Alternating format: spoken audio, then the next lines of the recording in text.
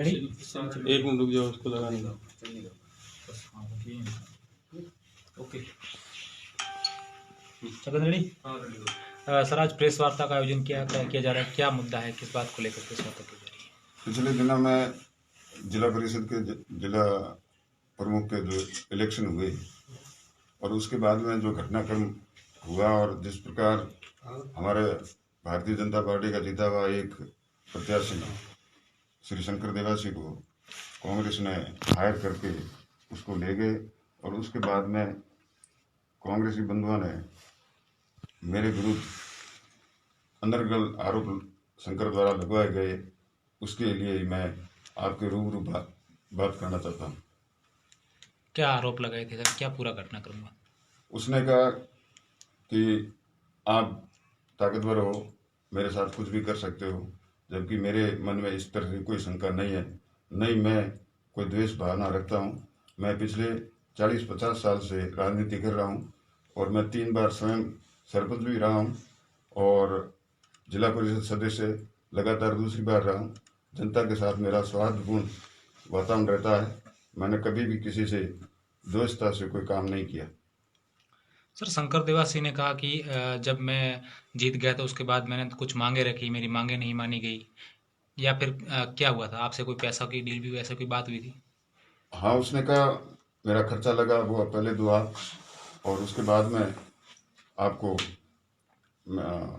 मेरे संगठन ने मेरे क्षेत्र में काम नहीं करवाए थे, इसलिए मेरे क्षेत्र के काम के बारे में मेरे बताया था। तब हमने कहा कि ये तो जिला परिषद अगर भारतीय जनता पार्टी की आती है तो निश्चित रूप से प्रत्येक वार्ड वाइज सबको बराबर हक मिलेगा।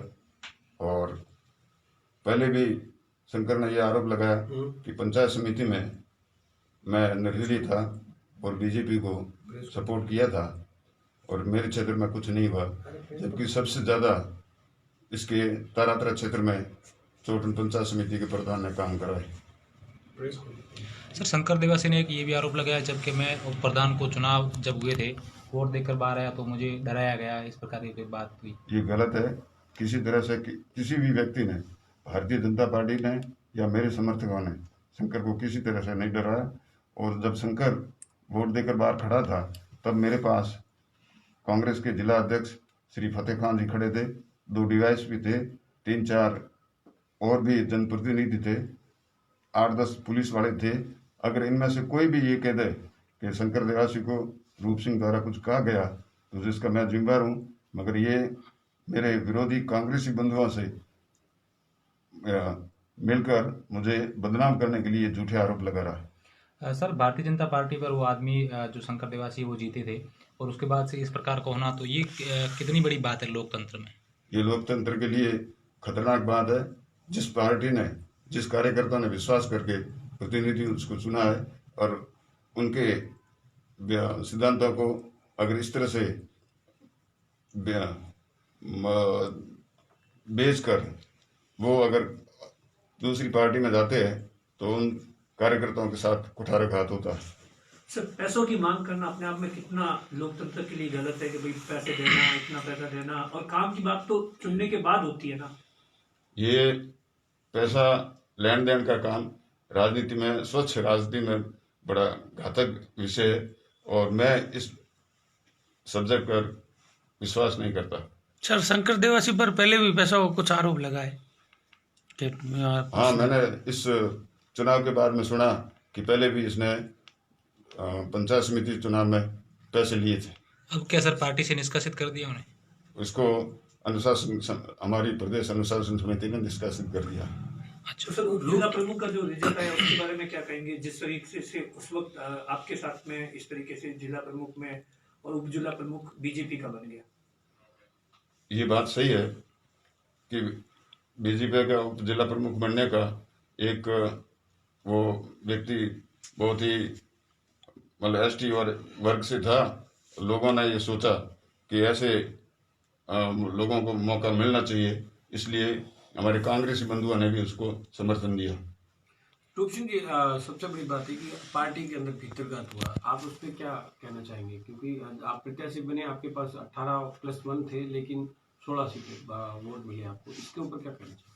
मेरा यही कहना है कि इसमें प्रदेश स्तर पर इसकी अनुशासन कमेटी जांच करेगी और जांच के बाद में जो निर्णय करेगी वो प्रदेश को करना।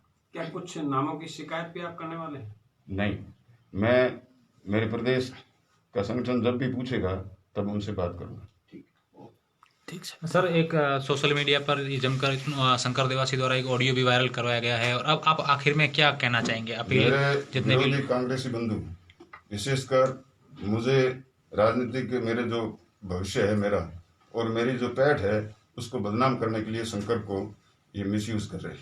सर जैसा कि आपको 16 वोट मिले, ऐसा माना जा रहा है कि 1 या 2 वोट दूसरे भी बीजेपी के वो क्रॉस वोटिंग हुई है, तो उस पर भी पार्टी जांच करेगी? बिल्कुल करेगी, निश्चित रूप से।